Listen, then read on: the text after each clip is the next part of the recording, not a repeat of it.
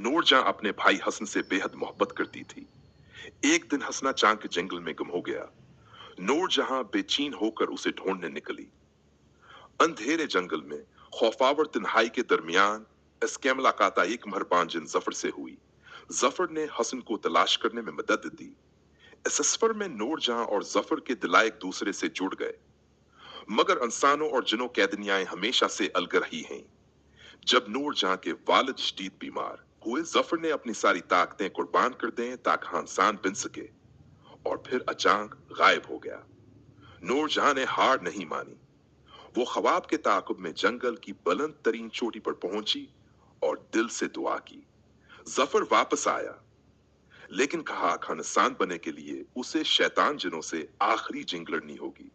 love. Noor Jahan आज भ्या में दावर दा के साथ उसकी वापसी का इंतजार कर रही है, क्योंकि सच्ची मोहब्बत हमेशा कुर्बानी, वफादारी और सब्र मांगती है।